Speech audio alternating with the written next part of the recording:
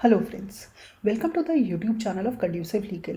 Today in this video we will discuss the impact of latest circular issued by MCA on 11th of January for increase in the additional fees.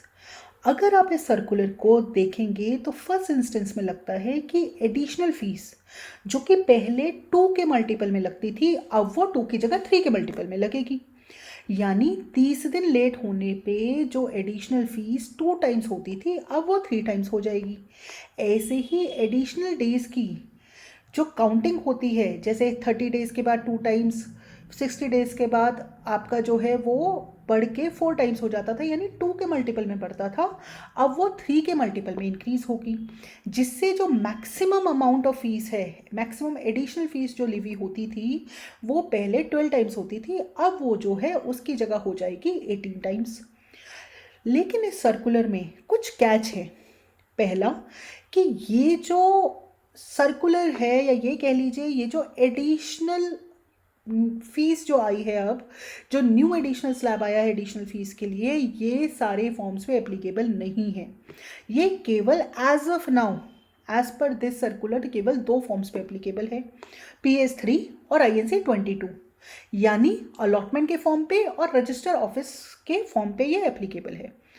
और इससे भी important जो ये additional fees है, ये जो है ये रिपीटेड डिफॉल्टर्स के लिए है। अगर आप रिपीटेड डिफॉल्टर नहीं है तो आपको ये एडिशनल फीस नहीं देनी पड़ेगी। आपको इन दोनों जो फॉर्म्स हैं इस पे भी इंक्रीज एडिशनल फीस नहीं लगेगी। तो अब समझ लेते हैं कि रिपीटेड डिफॉल्टर कौन होते हैं। अकॉर्डिंग टू दिस सर्कुलर, अगर मैं इस सर्कुलर की बात करूं, अगर जनरल पैरालेंस में आप देखें तो रिपीटेड डिफॉल्टर वो डिफॉल्टर होता है जो एक ही डिफॉल्ट को बार बार रिपीट करता है।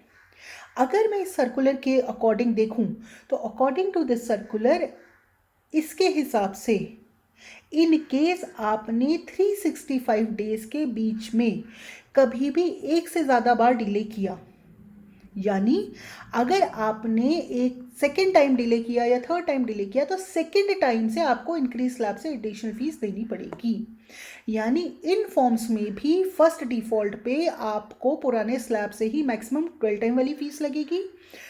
केवल और केवल जब आप सेकेंड टाइम डिफॉल्ट करते हो, that too within 365 days, तभी ये इंक्रीज स्लैब जो है वो आपके ऊपर एप्लीकेबल होगा। यानी इस सर्कुलर का जस्ट बोले तो ये केवल 2 फॉर्म पे एप्लीकेबल है, PS3 और आपका जो है INC 22।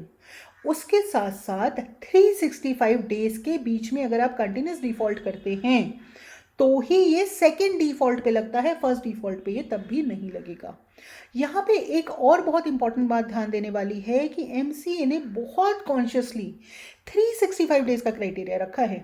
यहाँ पे अगर आप देखेंगे नॉर्मली हर जगह पे लॉ में या तो फाइनेंशियल ईयर दिया होता है या बहुत जगह कैलेंडर ईयर दिया होता है, लेकिन यहाँ बहुत कॉन्शियसली ड्राफ्ट करते हुए 365 डेज का क्राइटेरिया रखा है, ना फाइनेंशियल ईयर का ना कैलेंडर ईयर का, just to make sure the clock is always ticking.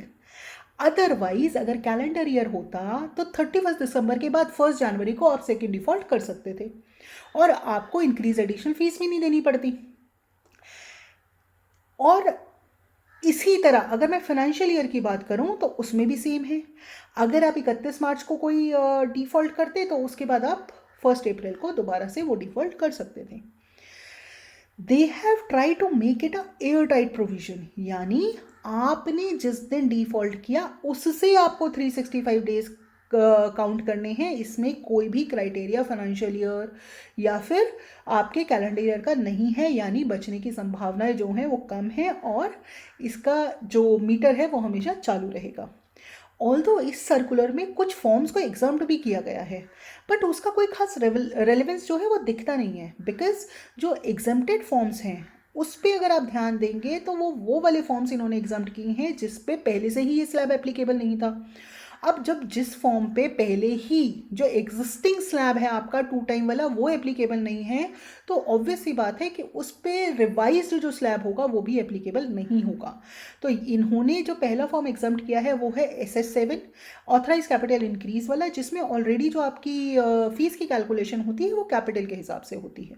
और दूसरे फॉर्म इन्होंने बहुत स्मार्टली एग्जाम्प्ट किए हैं एनुअल फाइलिंग वाले, जिसमें already 100 rupees per day penalty है। अब जिसमें already 100 rupees per day penalty है और जिसपे ये स्लैब एप्लीकेबल होता ही नहीं पुराना, तो उस पर नया स्लैब या नई अमेंडमेंट तो उसी चीज़ पे एप्लीकेबल होगी ना जिसपे पुराना रूल एप्लीकेबल होगा। जिसपे पुराना रूल एप्लीकेबल नहीं है उस पर नई अमेंडमेंट भी एप्लीकेबल नहीं होगी। इसीलिए इन्होंने ये फॉर्म्स को इसमें से हटा दिया है। अगर मैं बात करूं इसके इन्फोर्समेंट की, तो ये 1 जुलाई 2022 से एप्लीकेबल है। और इसमें यह भी ध्यान देना है, इसका रेस्ट्रोस्पेक्टिव कोई इफेक्ट नहीं है।